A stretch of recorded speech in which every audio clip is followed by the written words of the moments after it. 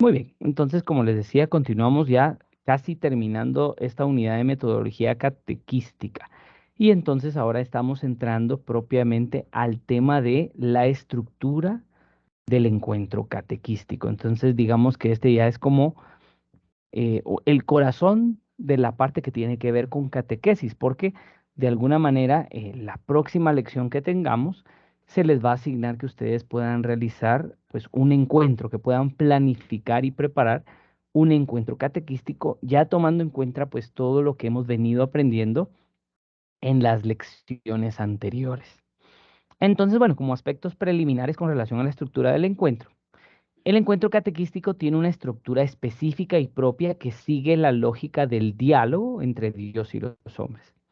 En otros momentos se le llamó clase de religión o lección de catequesis, pero actualmente se hace un esfuerzo consciente por denominarle encuentro por esa naturaleza dialogal que veníamos hablando, que tiene el encuentro catequístico.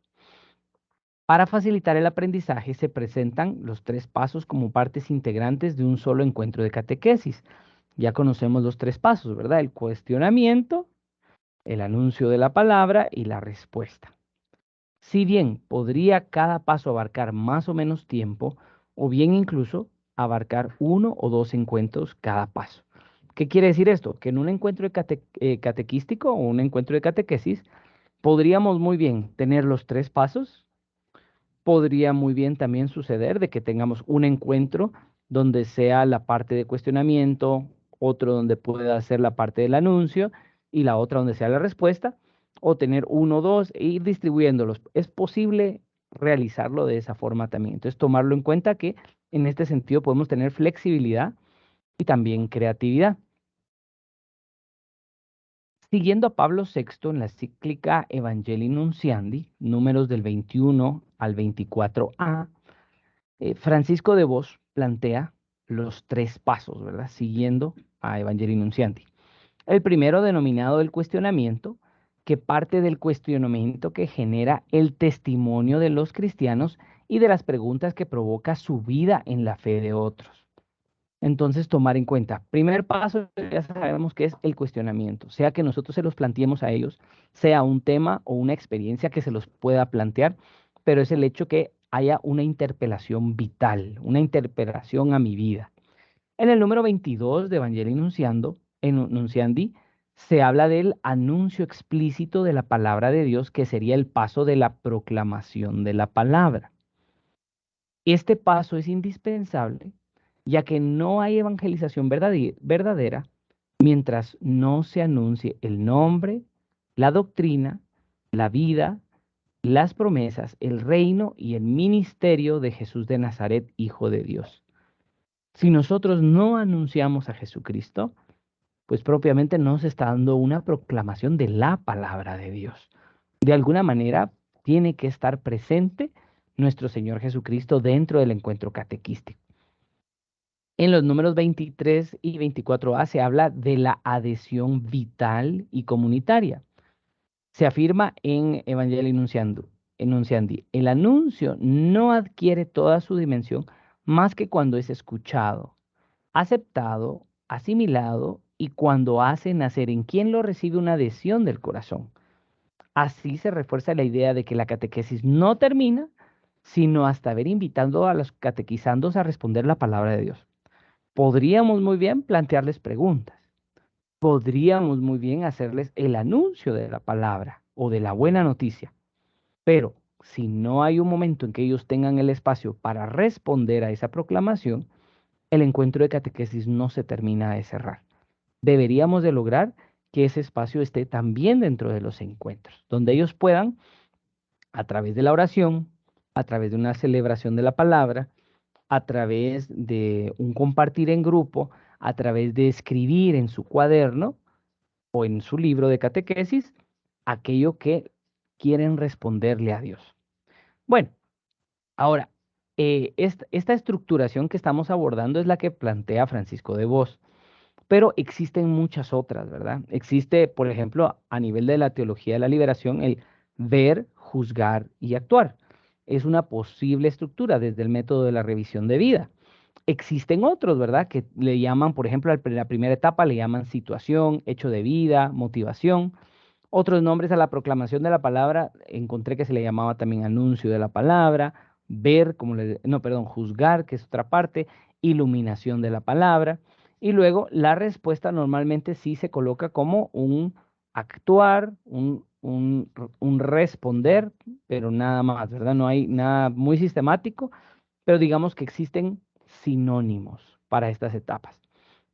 En la etapa del cuestionamiento, eh, algunos le ponen pues unas subdivisiones, ¿verdad? Hay quienes ponen el hecho de vida o un acontecimiento, plantear una situación de la realidad, algo que le pasó a alguna persona, algo que le pasó a un catequista o a un miembro de la iglesia o de la comunidad, y luego propiamente el cuestionamiento o la interrogante. Ahora, la etapa de proclamación de la palabra se tiende a subdividir en preparación de la proclamación, sea a través del silencio, de un ambiente de oración, etcétera, el anuncio propiamente de la palabra, y otros también utilizan las cuatro mediaciones al hablar de palabra de Dios. La Biblia, pueden utilizar la liturgia, pueden realizar pues, una enseñanza de la iglesia y también la vida de la iglesia a través de testimonios de santos, de mártires, etcétera. Algunos también incluyen la celebración de la celebración de fe aquí, ¿verdad? Como una celebración de la palabra o una celebración litúrgica. Y luego la respuesta a Dios, que es normalmente la han podido dividir en la expresión de fe, como ellos manifiestan su fe o su adhesión a la doctrina o la enseñanza que se les o la experiencia que se ha tenido, el compromiso propiamente, como ellos se comprometen a hacer algo, y luego la oración, como recuérdense que decíamos que la catequesis tiene que suscitar o motivar al diálogo. Entonces, de alguna manera, la oración es un momento de cierre de esa etapa del diálogo, ¿verdad? Eso a nivel de las tres etapas del encuentro. Ahora, profundizando un poco, ¿verdad? Vamos a ir al primer paso, que es el paso del cuestionamiento, que es la primera parte, la gran primera parte de un encuentro catequístico. Entonces, el primer tema en este sentido sería el catequista recibe y saluda. Por eso pongo esta imagen. ¿Cómo el catequista recibe a quienes están llegando a su encuentro de catequesis? Si vienen de otra materia y abrimos la puerta del salón, si estamos en la puerta, si entran a un espacio de la iglesia contiguo, a un salón y estamos para recibirlo, ¿verdad? Nos han enseñado a todos desde pequeños que lo primero que hay que hacer cuando llega uno a una reunión es saludar. Y el saludo también es como un rito humano, ¿verdad? Un gesto significativo y una palabra. Se espera de nosotros que nos acerquemos, que podamos, bueno, tal vez ahorita por pandemia es difícil, ¿verdad? Pero por ejemplo, el choque de puños que se acostumbra ahora, ¿verdad? Hay quienes chocan el codo también, ¿verdad? Pero en otros momentos era el poder estrechar la mano, el poder dar un abrazo, pues eso puede ayudar de alguna manera a que el gesto sea más visible y que se perciba la acogida. Y luego una palabra, ¿verdad? El saludo abre la reunión y acerca a los participantes en un solo grupo. Entonces los hace uno, ¿verdad? Porque no solo saludamos del uno al uno, sino también saludamos a toda la comunidad de los catequizandos y catequistas también. Es conveniente que el catequista o el equipo de catequistas estén esperando a los catequizandos. Él o ella tiene que llegar primero y tienen que recibirlos. Él es la iglesia quien los acoge. Entonces, el catequista podría muy bien estar preparando el encuentro, estar preparando los detalles, la decoración y demás, pero en el momento en que entra un catequizando, tiene que parar y tiene que ir a saludar a esta persona, porque desde ahí ellos tienen que percibir esa acogida. Y por el otro lado, nosotros como catequistas, pues les estamos recibiendo, ¿verdad? Los benedictinos tenían la costumbre, los monjes benedictinos, que cuando alguien llegaba a visitarles a su monasterio, salía la persona, se reunían todos, pero salía la persona más importante, que era el abad, y la persona le daba un doble beso en las mejillas a la persona que arribaba, porque la persona que arribaba al monasterio era Jesucristo. Era otra persona, pero era Jesucristo que les visitaba y así lo trataban. Entonces nosotros también, ¿por qué no tomar también parte de esa espiritualidad y decir, bueno, Cuando viene un catequizando es Cristo que viene a visitarnos, que viene a formar parte de este encuentro. Al final es un hijo de Dios el que nos visita. Entonces recibirlos y además también tener todos los sentidos abiertos cuando ellos vienen. Vienen felices, vienen tristes, vienen en grupo, vienen solos, les acompañan sus papás, no les acompañan sus papás, vienen de la clase de educación física, vienen de matemáticas, vienen del recreo, qué experiencias tuvieron en todos esos espacios, ¿verdad? Entonces, eso también son cosas que tenemos que percibir y por eso el que se abra la puerta, el que se les reciba, aporta mucho al encuentro. Bueno, este acogimiento, ¿verdad? Este acoger es un gesto tan importante que de él depende en buena medida el éxito o el fracaso de la reunión. El catecúmeno tiene que sentirse recibido como un amigo, más aún como un miembro de la familia. En este sentido se subraya que lo primero debe ser el recibimiento cordial y hay que interrumpir cualquier cosa para saludar y acoger a la gente, porque eso ya dice mucho de nosotros, dice bastante de cómo nosotros eh, vamos a relacionarnos con ellos. Quien recibe debe poner todo su corazón en el saludo y hacer sentir que siente lo que dice cuando dice esa palabra de bienvenida y lo que hace para que los presentes se sientan realmente interpelados, porque puedan sentirse qué bonito venir a la iglesia, qué bonito venir a la catequesis, porque cuántas personas no se han ido de la iglesia y se van a otras comunidades cristianas y dicen, es que en la iglesia a mí nadie me recibía, nadie me saludaba, solo eran caras largas y todos hemos vivido alguna experiencia similar. Distinto es cuando somos acogidos. Y en eso, pues no soy de la idea de copiar las cosas que hacen nuestros hermanos de comunidades cristianas no católicas, pero pues sí dan un ejemplo, ¿verdad? Ellos tienen personas incluso asignadas que reciben a la persona que llega a su culto, ¿verdad? O a su celebración. Entonces creo que pues ellos han rescatado ese nivel de personalización, de reconocer a la persona y de tratarla con dignidad. Entonces, bueno, esto es positivo, ¿verdad? Es algo para rescatar. Ahora, el catequista se hace solidario, siempre dentro de esta etapa del cuestionamiento. Esta es una característica que debe estar en todas las etapas del encuentro, ya que el encuentro empieza con el testimonio y la comunión de vida, y hay que cuidar esta actitud de solidaridad. En este sentido, debemos vivir en solidaridad con los demás. Diría Pablo VI que esto quiere decir capacidad de comprensión y aceptación de los que vienen, comunión de vida y de destino con los demás, compartir los esfuerzos de todos en cuanto existe de noble y de bueno. La solidaridad entre el catequista y los catequizandos se expresa ya en el saludo. Obviamente en cada encuentro esta se expresa con diversa intensidad, ¿verdad? Puede ser que en un saludo se exprese más, en otras situaciones distintas, y en la situación vital de cada catequizando también, ¿verdad? ¿Verdad? Pero ha de ser de alguna manera clara y explícita esta solidaridad. Hay que crear y recrear siempre el ambiente de confianza, de simpatía y de comunión con el grupo. En este sentido, es indispensable una actitud y actuar positivo del catequista hacia sus catequizandos. No se puede dar catequesis en un clima de antipatía. Si ustedes ven que hay un catequista, o si ustedes se perciben como catequistas o profesores de teología, que ustedes dicen, ay, este grupo no me gusta, ay, este grupo me cae mal, cuidado, cuidado. Tal vez conviene que no sigamos dándoles catequesis, tal vez conviene que otra persona les dé catequesis, porque al tener un clima de antipatía, eso no ayuda a crear un ambiente propicio para la catequesis. Obviamente, a veces hay algunos catequizandos que pueden tener unas necesidades muy específicas y comportamientos por su historia de vida, por su formación, por su familia, que pueden retarnos.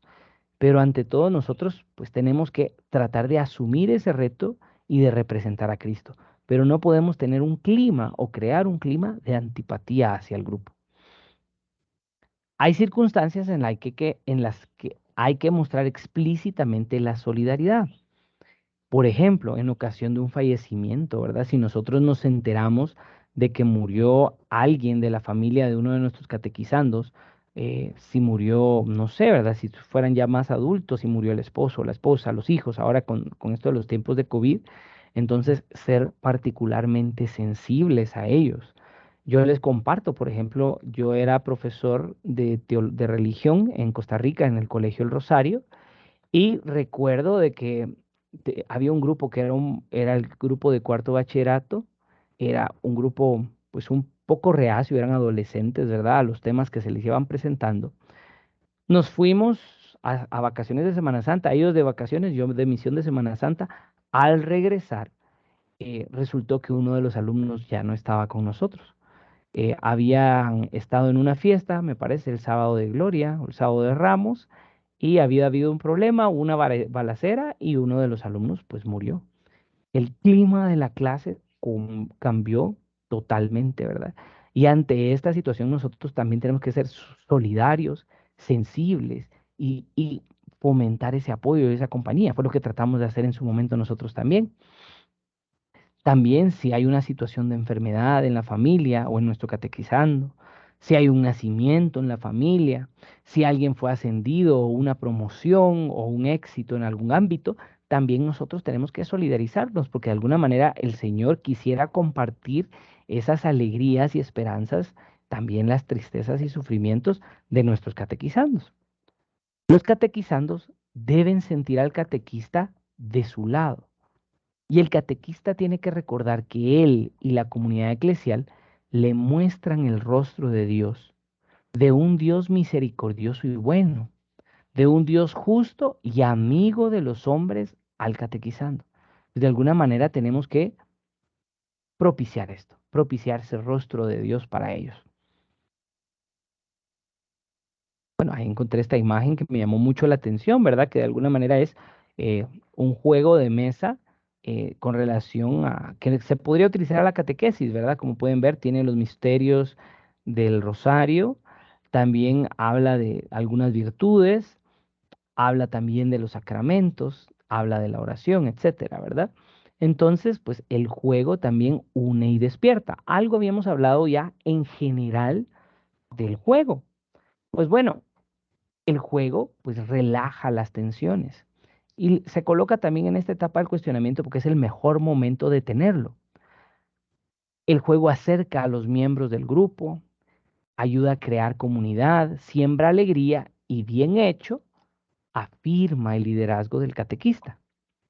El juego en catequesis debe ser un juego dirigido. El catequista tiene que imponer las reglas.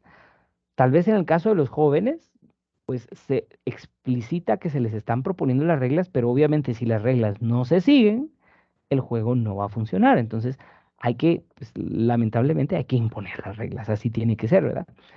Y hay que procurar nosotros mismos implicarnos también en la dinámica del juego, no quedándonos como meros espectadores, porque así ellos se identifican con nosotros y toman más parte en el grupo.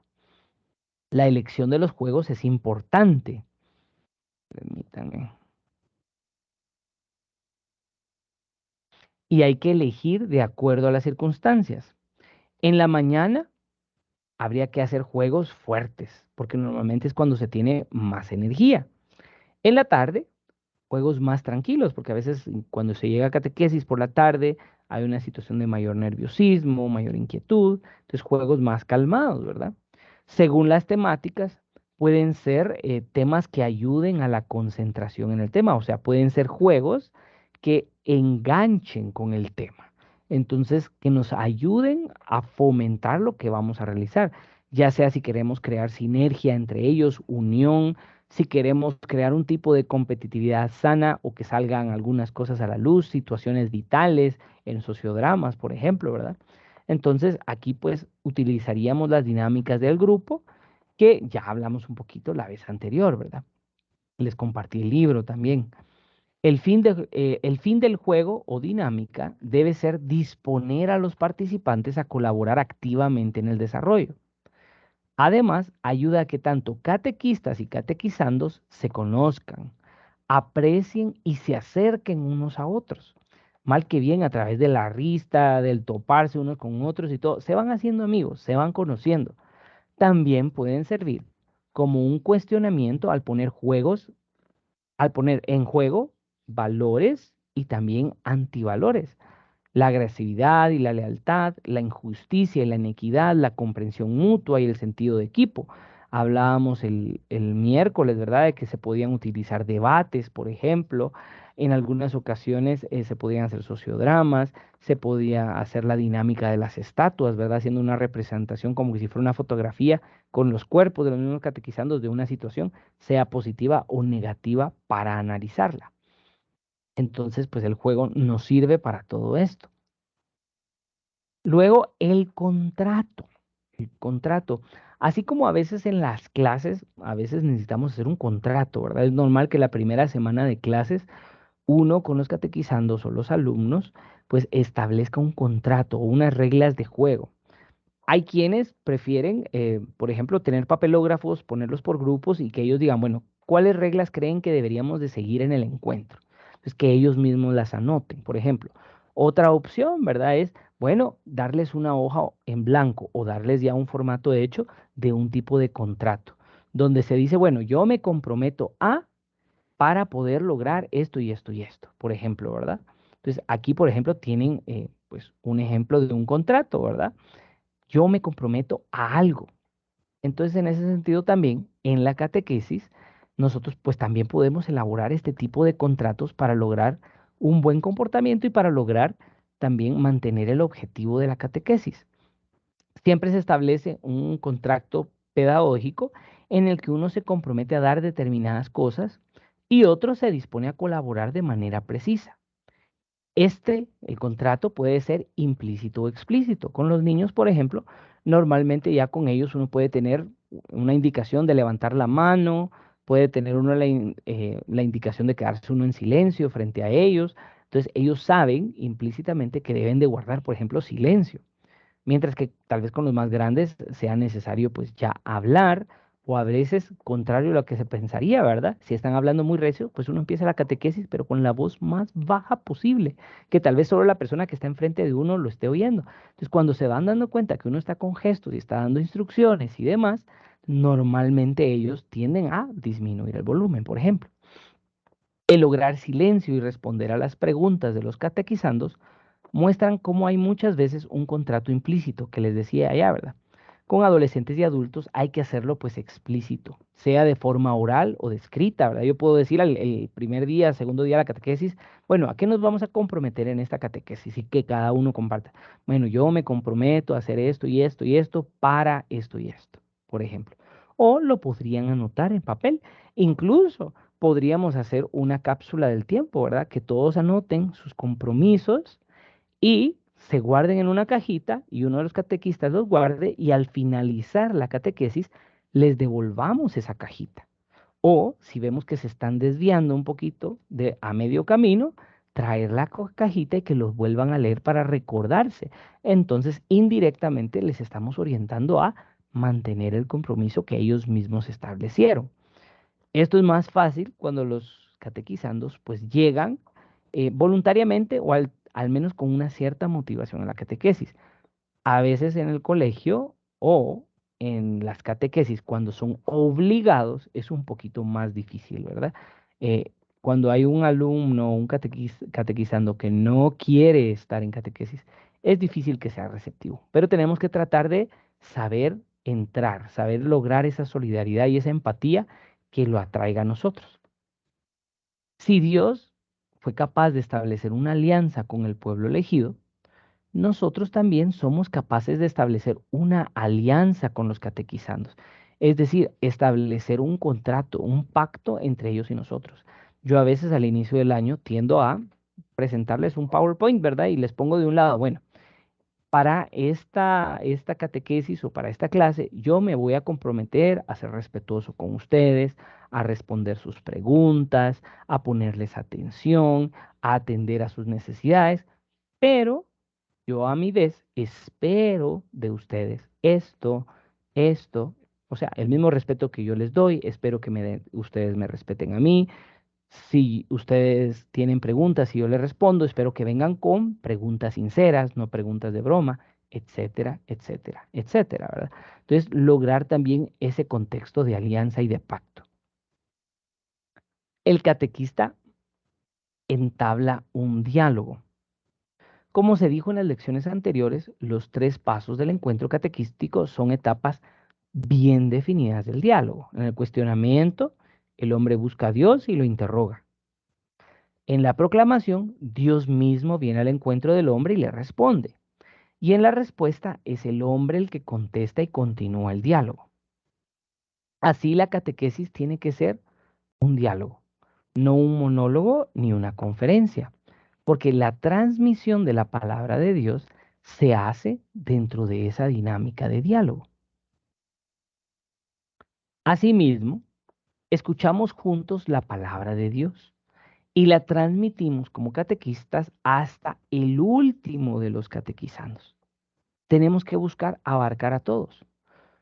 Todos participan activamente por medio de sus preguntas y dudas, por el parafraseo de lo que entendieron o de lo que les llegó.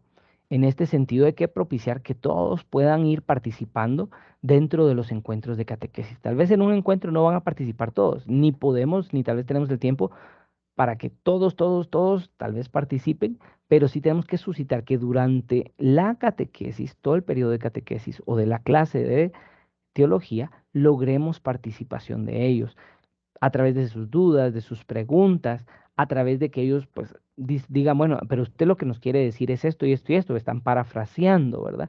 O que ellos digan, bueno, nosotros les digamos que entendieron del tema y ellos nos respondan. Entonces, eso también es retroalimentación y es algo que nos sirve de alguna manera para ir descubriendo pues cómo va actuando Dios en ellos también a través de la catequesis. En este sentido, el catequista tiene que preparar preguntas para cada uno de los encuentros según el tema que abordemos, preparar preguntas que les queramos hacer a los catequizandos. Y también, según el tema, adivinar intervenciones y objeciones. Por ejemplo, en el tema de la oración, ¿cómo se reza? ¿Qué tipos de oración hay? Son preguntas básicas que uno se imagina que van a venir. Si uno va a hablar del cuidado de la vida o del matrimonio, uno ya sabe que va a venir por qué la iglesia no acepta el divorcio, por qué no pueden comulgar las personas divorciadas, etcétera, etcétera. Entonces, si nosotros sabemos que el tema va a suscitar ciertas preguntas, llevar estas preguntas preparadas y también posibles respuestas, ¿verdad? Para ir orientándoles de mejor forma. Hay que iniciar el diálogo en un ambiente en que los participantes se sientan motivados a intervenir. Hay que evitar preguntas cerradas. ¿Verdad que tal y tal y tal cosa? ¿Qué respuesta tengo yo? ¿Qué posibilidad de respuesta tengo yo? ¿Sí o no? ¿Puede hacerse esto o esto? Sí se puede, no se puede. Mejor preguntas más amplias. ¿Cómo creen que actúa Dios en sus vidas, por ejemplo? ¿Qué formas de oración conocen? Entonces son preguntas más abiertas, no preguntas orientadas o muy cerradas que solo tienen dos opciones. Tenemos que buscar, pues, Vi que hay una ampliarles mano las opciones. levantada. Gracias, Sor. Veamos. Sí, Guillermo. Sí, también eso va a depender cómo también el joven puede o trata de captar de acuerdo a la metodología que el catequista lleve, porque por ejemplo uno aprende auditivamente, otro aprende Mm, visual, otro aprende con dinámicas, qué sé yo, entonces así se puede lograr, porque incluso a la gente adulta a veces cuesta que participen con preguntas o que sea como amena la presentación o el diálogo, ¿no? sí, Entonces ya ujú. eso va a depender también de la metodología de cada uno de nosotros. Sí, exactamente. Como usted bien dice, hay distintas dinámicas sensoriales, kinestésica, la del cuerpo, ¿verdad? Táctil, con las manos, el escribir, el dibujar. Están las otras dos, visual, auditiva, aunque normal la visiva, la auditiva, visual y auditiva tienden a ser la misma, perdón, se me lengua la traba. Entonces sí, ¿verdad? Implica, también es parte de cómo nosotros aplicamos el método y el estilo personal de dar la catequesis. Entonces sí, totalmente de acuerdo, o sea, tiene mucho que ver en esto. Pero sí esperamos que dentro de estas dinámicas surjan las inquietudes, las preguntas y ellos se acerquen también a nosotros O también puede hacer que el grupo sea muy grande o tal vez no tenga la confianza de hablar con el gran grupo. Entonces, por eso nosotros suscitemos pequeños grupos. Entonces, en un ambiente de más confianza con otros compañeros es más fácil. Incluso a veces en clase con ustedes o con otros alumnos me pasa, ¿verdad? Que si yo hago preguntas, ¿tienen esto claro? ¿O qué piensan de esto y esto? Es silencio sepulcral. Pero los mando a los grupos de 4, todos están participando.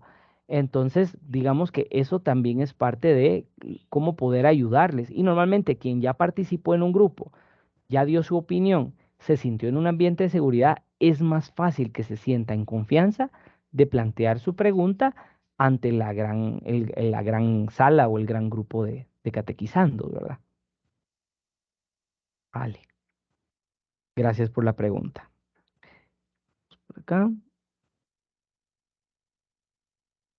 solo déjenme ver dónde me quedé. Em, Ok, el diálogo tiene la doble dimensión de relacionarse con el carácter interpersonal de la comunicación, en particular con Dios, y se relaciona con los conocimientos y del conocimiento como proceso de aprendizaje. Entonces, ¿qué quiere decir esto?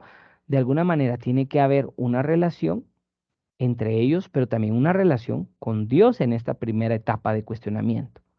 Puede ser un momento de oración en que ellos estén empezando a ofrecerle sus preguntas o hagan una oración a través de escribir en su cuaderno, ¿verdad? Entonces, que ellos empiecen a decirle a Dios cuáles son sus preguntas, cuáles son sus inquietudes sobre este tema o preguntas vitales que ellos tengan.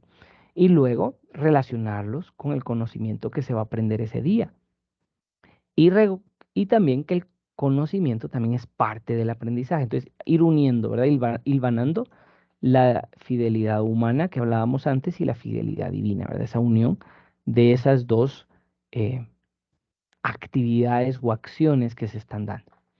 Habrá también que revisar qué lugar tiene el encuentro. No es lo mismo una sala cerrada donde nos agarra el calor porque hay lámina, ¿verdad? Y estamos a mediodía en catequesis, a un lugar que sea tal vez más amplio, haya más espacio de movimiento.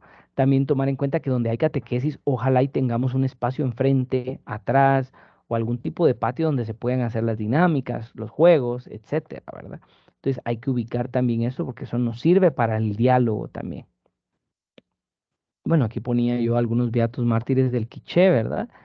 Em, que de alguna manera nos han dado pues un buen testimonio de vida, cada uno de ellos, siendo ahí sí que protectores, transmisores de la palabra de Dios, ¿verdad? Hay un escrito que se llama la Biblia enterrada también, ¿verdad? Porque incluso el portar una Biblia hace 50 años aproximadamente, sí, hace como 50 años, portar una Biblia o tener la Biblia en casa era signo de ser comunista, una amenaza al Estado, una amenaza a un cierto status quo, ¿verdad? Actualmente ya no lo es, pero igual pasan situaciones de persecución. Ustedes están viendo lo que pasa en Nicaragua hace algunos años y aún sigue ese ambiente en México también. Entonces, pues estas personas fueron testimonio de vida en la iglesia, son recientes y cercanos a nosotros. Bueno, también el padre Hermógenes, Monseñor Gerardi, etcétera, ¿verdad? Entonces, hablando del testimonio de la iglesia, aquí, más que el catequista se ponga de ejemplo, yo hice esto y fíjense que a mí me pasó y pues caemos en el monólogo, ¿verdad? Se hace referencia a que puedan dar testimonio de lo que Dios ha obrado en ellos. O sea, un catequista sí es válido que en alguna ocasión pueda acudir a la metanoia o a aquella experiencia de conversión que ha tenido. Todos de alguna manera tuvimos un encuentro con Cristo fruto de una conversión, de un cambio de vida. Entonces, ¿qué se pediría aquí? Que evidenciemos la misericordia que Dios ha tenido en nuestras vidas y cómo la fe y esperanza que buscamos irradiar vienen y conducen a Él. Es decir, volver de nuevo a dar a entender en la catequesis cómo Dios es el más importante y nosotros como Juan el Bautista, pues buscamos disminuir porque queremos que Él crezca y en nuestra vida vemos la gran huella que Él ha tenido y todo el bien que ha hecho. Santa Teresa de Jesús decía, ¿verdad? Que ella había sido muy ruin en su vida y se impresionaba de cuánto Dios siempre había estado insistiendo en buscarla y atraerla así, ¿verdad? También aquí hay que saber leer y hacer leer los signos de la fe de los cuales el principal es la misma iglesia, ¿verdad? Ver en la iglesia, en las vidas de las personas de la iglesia, o incluso desde las iglesias locales, lo que hace sucedido y el testimonio, como les ponía el ejemplo de la iglesia de Quiché. También hay testimonios muy relevantes en las Verapaces, en Petén, ya que la vida de la iglesia tiene que ser un permanente testimonio al alcance de los catequizandos. Es el testimonio de fe y de esperanza más allá de la muerte, el de la esperanza más allá de toda esperanza, el testimonio de oración y de intimidad con el Padre, el testimonio de auténtica caridad entre los hermanos y de opción preferencial por los pobres. En una palabra, toda la dimensión de la vida cristiana vivida con autenticidad y puesta al alcance de la mano del catequizando. Esto es lo que tenemos que evidenciarles a ellos. Pongámonos a pensar en el Evangelio de Lucas. Lucas seguramente por los testimonios que pudo recibir de las primeras comunidades cristianas, por el testimonio del mismo Pablo, él pudo escuchar muchos momentos en que Jesús iba a orar y lo quiso plasmar en su Evangelio. Que Jesús subió a un monte a orar, fue solo a orar. Seguramente alguien lo vio, a alguien le impactó. Tal vez nosotros no tendríamos tanta insistencia en la oración y la oración en silencio si alguien no se hubiera visto interpelado por ese testimonio de vida. Entonces también muchos de nosotros también hay hermanos como la Madre Teresa de Calcuta, San Martín de Porres y muchas personas más que nos pueden servir de testimonio y de modelo para los jóvenes actualmente, Carlos Acutis, ¿verdad? Y otros santos jóvenes sirven para interpelar y pensar, bueno, es posible vivir la vida de fe. Las preguntas que la vida y la reflexión hacen surgir son orientadas por el testimonio de la iglesia. Entonces, compartir ese testimonio al inicio, pues ayuda también a ir orientando los diversos cuestionamientos. Hay diversos cuestionamientos en los catequizandos. Cuestionamientos que, como en la historia de la salvación, responde el Señor en distintos momentos. En este sentido, somos instrumentos de Dios para descubrir y recoger los interrogantes de los catequizandos. Ordenamos los mismos según su importancia y urgencia, y se responden sabiendo que algunas preguntas irán orientadas a la fe y el sentido de la vida. Otros más bien a un esclarecimiento para dar razón de nuestra esperanza y la fe que se profesa. ¿Qué quiere decir esto? Podemos, por ejemplo, tener una cajita de preguntas, ¿verdad? Cajita de preguntas anónimas donde ellos puedan anotar las preguntas que tengan sobre el tema que vamos a hablar en ese día. Y puede surgir que algunas preguntas pues sí tengan que ver con esta dinámica de fe que decimos, pero otras pueden tener que ver más con situaciones apologéticas, tal vez porque tienen un familiar que es de alguna comunidad, de alguna iglesia protestante o de una comunidad cristiana no católica, ¿verdad? Entonces, que se vean interpelados y por ello anoten esas preguntas. Entonces, tenemos que ir respondiéndolas, orientándolas, priorizando, saber cuáles enfatizarlas. Tal vez algunas veces no podremos responder todas en un encuentro, pero podemos paulatinamente irlas respondiendo. Ahora, también hay que crear un nexo o un engarce entre la etapa del cuestionamiento y el de la proclamación, el del anuncio. Hay un nexo entre el primer paso y el segundo que requiere una transición adecuada. Por eso quizás luego de plantear, por ejemplo, el amor que hemos experimentado en el amor de nuestro Padre terrenal, por ejemplo, en la primera etapa pudimos decir, bueno, cómo fue nuestro papá cuando éramos pequeños, qué relación teníamos con él, cómo era esta situación. Después se vaya haciendo la transición para la siguiente etapa de la proclamación de la palabra. Se diga, ¿verdad?, que el amor de Dios también es como de un padre, pero es mucho mayor. Entonces, de ahí estamos situando una transición para dar el paso de una etapa a la siguiente. El que luego se afirme que papá es el signo del amor de Dios, por ejemplo, será una frase nexo que clausura el primer paso del encuentro y abre al segundo paso. El catequista profundiza el cuestionamiento. Muchas veces los cuestionamientos pueden ser superficiales, por lo que habrá que ayudar también a los catequizandos a profundizar su cuestionamiento. Por ejemplo, cuando se quedan en un plano ritualista y no profundizan en el sentido de la liturgia, ¿verdad? Tal vez se pongan a preguntar, ¿verdad? ¿Por qué hay tantas velas en el altar? ¿Por qué se pone la cruz sobre el altar? ¿Que por qué está este color o esto? Pero tal vez no se preguntan sobre qué es la liturgia, en cuanto a una situación donde nosotros podemos dar adoración a Dios y bendecirlo y a la vez recibimos una santificación por parte de Él en esa doble dinámica que tiene la liturgia, la dinámica que hay de toda la reunión de la comunidad, que todos juntos oramos como una sola iglesia y representamos a Cristo vivo, hacemos presente su palabra y la escuchamos, etcétera, etcétera, etcétera, ¿verdad? Entonces hay que ayudarles a salir de esas preguntas que tal vez son más de detallitos, ¿verdad? O de minucias y no de la esencia que debería ser lo que deberían de estar preguntando. Asimismo, sus cuestionamientos tienen que ser transformadas en preguntas profundamente humanas. Y por ello, al intentar responderlas, debemos ir a las raíces y origen de las mismas, de modo que respondamos a la a la profunda inquietud de los catequizandos y no demos también nosotros respuestas superficiales. Por ejemplo, a veces con el tema de la vida, el bautismo, puede surgir el tema de los abortos. Entonces nos puede surgir una pregunta desde una chica a una jovencita y a veces también tenemos que, pues, no leer solo las palabras con las que nos están haciendo la pregunta, leer también los gestos, leer el tono de la voz y el volumen, leer los ojos y ver si no es que algo pasó en el seno familiar, le pasó a esta chica o algo por el estilo. Entonces, saber en la respuesta que vamos a dar, que no es solo una respuesta genérica de como lo daría una computadora, ¿verdad? Sino que nosotros tenemos que ver a la totalidad de la persona y lo que viene en el fondo de una pregunta.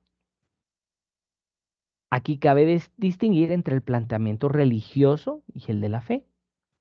El planteamiento religioso es una búsqueda o una apertura hacia Dios. El segundo, el que es de fe, es más bien fruto de la intervención de Dios que ya se nos revela y que ya hemos tenido la oportunidad de acercarnos a Él. Los catequizandos probablemente estén al inicio en un planteamiento religioso, con preguntas sobre fe, sobre la religión, comparando contra religiones, pero lo que deseamos con el pasar de los encuentros es que pasen a un planteamiento de fe, fruto del encuentro con la palabra de Dios, donde ellos ya se pregunten sobre su relación con Jesús, sobre su vida de fe en la iglesia, sobre cómo vivir las bienaventuranzas, por ejemplo. Muchas veces los adolescentes y jóvenes se quedan en preguntas de moral sexual y bioética sobre la iglesia, sobre si la iglesia permite o no permite algunas cosas, como por ejemplo los condones, los preservativos, etcétera. Aquí hay que ayudarles más bien a plantearse el sentido de la relación sexual y la vida, así como el derecho a la vida y el rol que juega la sociedad y la responsabilidad de la familia como todas las instancias que tienen que ver con ese asunto de la pregunta que se plantea. Solo así podremos anunciar al Dios de la vida y no quedarnos en el plano jurídico moral, porque podríamos ser muy buenos moralistas dentro del encuentro catequístico y olvidar de alguna manera que lo que queremos es anunciar una buena noticia, anunciar al Dios de la vida y que prime esa visión de que cada persona desde su concepción, que fue pensada eternamente, es valiosa y es única. Y es amada desde antes de su concepción por Dios. Entonces, esto suscita una forma distinta, unos lentes distintos para ver las situaciones que se nos ponen. El catequista personaliza el cuestionamiento. El catequista tiene que prestar atención a que el cuestionamiento sea personalizado. Hay que reforzar la idea de que en nuestra relación con Dios nosotros somos interpelados. No cuestionamos en primer lugar a los demás, porque es fácil que mientras se esté dando un tema, ellos mismos empiecen a empujarse, decir, mira, eso va para ti, mira, están hablando de aquel, ¿verdad? Porque puede ser que sea más fácil que en vez de interpelarnos a nosotros mismos, pensemos en los demás. Entonces tenemos que orientarlos a que se interpelen ellos mismos. Incluso el mismo catequista debe interpelarse en el cuestionamiento ante los temas que se están dando. Sea que lo esté dando un compañero, lo demos nosotros, también nosotros vernos interpelados y dejarnos interpelar por la palabra de Dios. Al final la palabra de Dios es un llamado personal y una interpelación de parte de Dios a aquellos mismos que lo escuchan, a todos. Encontramos normalmente grupos que fácilmente acusan o emiten juicios sobre drogadictos, sobre ladrones, sobre los desempleados, sobre los miembros de la iglesia, miembros de pastoral, pero que fácilmente se disculpan a sí mismos con facilidad asombrosa, ¿verdad? O sea, son muy buenos juzgando a los demás, pero a sí mismos no se interpelan. Y tenemos que ayudarles a que realmente también lleguen a primero interpelarse a sí mismos. Es que muchas personas fácilmente dicen, es que la iglesia hace esto, la iglesia, los curas, pero yo qué estoy haciendo como iglesia, yo qué estoy haciendo por la iglesia, cómo yo estoy siendo iglesia. Entonces creo que ese es como el presupuesto del cual tendríamos que partir. Ahora bien, no hay que confundir personalización con individualización. Permítanme. Si bien se puede plantear cuestionamientos para una persona durante la catequesis en el tema, ya sabemos que tal vez este tema le pega a un cierto catequizando, podemos de alguna manera plantear cuestionamientos para ciertas personas, para interpelarlas, pero siempre el planteo que se realice tiene que ser orientado a todo el grupo, porque no estamos haciendo tampoco la catequesis para un individuo, o sea, no podemos individualizar la catequesis, ni prepararnos solo para esto, a este catequizando, sino prepararnos para todo el grupo.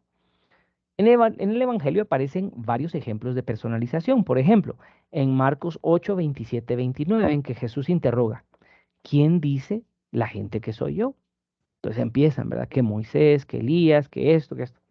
Y luego, ¿y ustedes quién dicen que soy yo? Entonces en ese momento la pregunta se me lanza a mí, se lanza al grupo y todos somos capaces de responder a esa pregunta. En ocasiones los mismos catequizandos harán la profundización y personalización.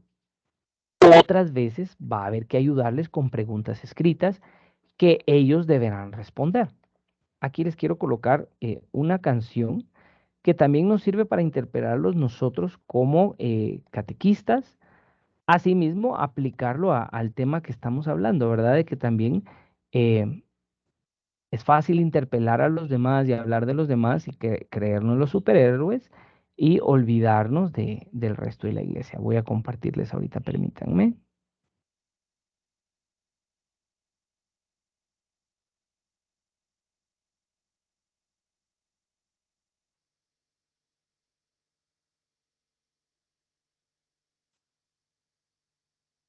Cositas que sí quiero contarte que vi muy interesantes en Timothy. Esta es una. Tengo vivos deseos de verte al acordarme de tus lágrimas para llenarme de alegría. Pues evoco el recuerdo de la fe sincera que tú tienes, fe que arraigó primero en tu abuela Loida y en tu madre Eunice. Y sé que también ha arraigado en ti. A ver, pensemos un momentito esto. ¿Te parece? Piénsalo un momentito. Lágrimas. Lágrimas de los jóvenes. Las lágrimas de los jóvenes. Las lágrimas de los jóvenes. ¿Por qué lloran los jóvenes? ¿Por qué lloran los jóvenes? Hace muchos años, ya esto no te va a tocar a los que son jovencitos y no les va a tocar, pero en mis tiempos mozos había una cancioncita que decía, déjenla que llore sola, déjenla con su penar. Y de una canción que pegó muchísimo entre las adolescentes, porque pues las adolescentes sufren mucho ese golpeteo del amor, ¿no? Constantemente. ¿Por qué lloran los jóvenes? Yo te puedo decir muy humildemente, no tengo la respuesta a esto, pero yo los he visto llorar porque se sienten solos. Los he visto llorar porque quieren amar y no saben cómo. Los he visto llorar porque papá y mamá no les dieron el abrazo que podía haberles dado en su momento. Los he visto llorar porque no se entienden. Los he visto llorar porque quieren cumplir y no les sale a veces. Los he visto llorar porque no saben qué les pasa. Los he visto llorar porque no saben que tienen un corazón gigantesco. Mi querido joven, Dios conoce las lágrimas. Obviamente no estoy hablándole a gente llorona. Yo conozco personas que me han dicho, no, mano, a mí ni me pongan Pinocho, porque cuando se va al mar me pongo a llorar, cuando la ballena se comió a Gepetto. Bueno, ya es otra historia. pero sí hablo de aquella gente a la que la vida la toma, la hace así y la pone a llorar. Y los jóvenes son esa clase de gente. Joven, que no se seque tu corazón, no tengas miedo. Ahora, llorar no implica solo lágrimas, puede implicar el sentimiento de llorar, o sea, lo que lleva a llorar, la frustración. Yo he visto jóvenes que quieren cambiar el mundo, que quieren cambiarlo todo y cuesta. No es tan fácil, no es tan sencillo. Lo fuera. Recuerdo tus lágrimas, le dice Pablo a Timoteo, y se lo dice con el corazón en la mano. Evoco el recuerdo de tu fe sincera. Tengo ganas de verte cuando me acuerdo de tus lágrimas. No podemos entrar en tanto detalle, pero ya para que Pablo, de él hablaremos en otro momento, Pablo tenga así el corazón que tiene fuerte, radical. ¿Cuál es la bronca que tuvo con Marcos? Diga, quiero verte, porque me acuerdo de tus lágrimas. Pero por lo visto no eran lágrimas de un llorón, o eran lágrimas de aquel que dice, híjole Pablo, me duele dejarte aquí en la cárcel, ir a seguirla yo solo, contra una iglesia gigantesca. Otra cosa que parece que Timoteo tenía, y ahí esta les va porque esta es muy buena, tiene que ver con sus miedos. Con sus miedos. Ahí les va porque, caray, ¿a cuántos no les voy a atinar ahorita? Dice acá en este pasaje de Timoteo, viene para atrás, perdón. Dice, ten cuidado con lo que comas. Te recomiendo que bebas vino para tus problemas estomacales. No es el libro de la farmacia, es la Biblia. ¿Por qué tenía estas broncas Timoteo? Creo que lo hice 2 veces inclusive. Al principio es muy claro cuando le explica que no tenga el problema de esto. Y luego también le dice Pablo a Timoteo, ahora si permítanme que se me vaya, Dios, aquí está, no nos ha dado un espíritu de miedo, sino un espíritu de autoridad y dominio propio. Dios no nos ha dado un espíritu de miedo. Parece que Timoteo, cuando la cosa se ponía así fuerte, porque Timoteo tenía a Pablo, así hemos visto a varios así, ¿no? Moisés y Josué, Elías y Eliseo, Pablo y Timoteo, Pedro y Marcos, como que siempre hay una relación en este plan fabulosa. Y ahora Timoteo, que ha caminado al lado de Pablo constantemente, le sueltan la iglesia. De hecho, lo que leí al principio de los sentimientos de Cristo es el sentimiento del corazón de Timoteo y de Pablo. Le dejan un trabajo a Timoteo que dice, no me llamen, yo los llamo. Y parece que Timoteo sufría del estómago. Bueno, Timoteo, el día que te vea en el cielo te voy a saludar porque yo también en algún momento tengo que cuidarme muchísimo de la alimentación por los viajes y porque uno se tensa cuando anda en ese plan. Por más cristiano que seas, no eres de palo y tienes que tener mucho cuidado con lo que comes. Hay alimentos que hasta te pueden poner triste, imagínate. ¿Por qué tenía miedo Timoteo? Por la iglesia a la que le iba a entrar. Cuando Timoteo veía la iglesia, veía a los adultos, a los jóvenes, a los niños, a las comunidades que comenzaban y decía, yo entrarle a esto, llámense a otro más capaz, pero Timoteo era el elegido. Voy a cantarte una canción. Voy a tomar mi guitarra y voy a especificarte de qué estoy hablando. Ok, aquí. Voy con Timoteo. ¿Qué se topó Timoteo cuando empezó?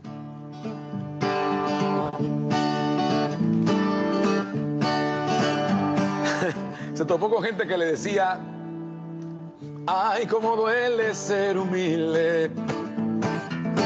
Ay, cómo duele ser así, incomprendido por aquellos que no entienden, que no saben ni comprenden este don en mí. Timoteo y las señoras. Timoteo era obispo auxiliar, prácticamente es el título que le podemos darle sin equivocarnos. Obispo auxiliar. Y le tocaba tratar con todos. Por ejemplo, tenía que trabajar con doña Ingrata. Como doña Ingrata con su gran cuenta en el banco, con toda su de tantos que quiera comprar al Espíritu Santo. Ay, cómo duele ser humilde. Ay, cómo duele ser así, incomprendido por aquellos que no entienden, que no saben ni comprenden este don en mí. También se topó que por ser joven tenía muchos problemas y encontró que mucha gente era bastante caciques. gente que da órdenes. Podía ser sacristán, podía ser el que se encargaba de la comunidad. Hay gente que nunca supo obedecer y cree que sabe dar órdenes. Y Timoteo tenía que tratar con ellos. Como don cacique entre los ciegos, el gran tuerto. Él es quien dirige y hay de aquel que le replique. Es tanto que puede terminar dándole órdenes a Dios. Ay, cómo duele ser humilde. Ay, Timoteo, por favor. Ay, cómo duele ser así. Incomprendido por aquellos que no entienden, que no saben ni comprenden este don en mí. Lo bueno es que Pablo le había dicho ya: cuidado, mi amigo, con esto de la humildad. Solo sé tú mismo, lo demás es un disfraz. La humildad es simple y hace grande el corazón. Ponte los sentimientos de Cristo, colócate los sentimientos de Cristo, porque el orgullo no pasa de ser una hinchazón. Ay, cómo duele ser humilde. Ay, cómo duele ser así, incomprendido por aquellos que no entienden, que no saben ni comprenden este don en mí. También tenía que toparse, obviamente, con aquel llorón de la comunidad. Como don sufrido que se la pasa queja y llanto, porque nada sale y es la víctima de tantos. Cree que con sus penas se ha ganado la gran lástima de Dios. Y también tenía que tratar con aquel cantante que se siente el gran Sinatra. Y en aquellos entonces ya lo había, créamelo. Viejo principiante es igual, mete la pata, pues aquel a quien representaba es justo a quien sustituyó. Ay, Timoteo, ay, cómo duele ser humilde. Ay, cómo duele ser así, incomprendido por aquellos que no entienden, que no saben ni comprenden este don en mí. Incomprendido por aquellos que no entienden, que no saben ni comprenden este don en mí. Esta es tu iglesia, joven, yo ya regreso, esta es tu iglesia, piénsalo, ya regreso.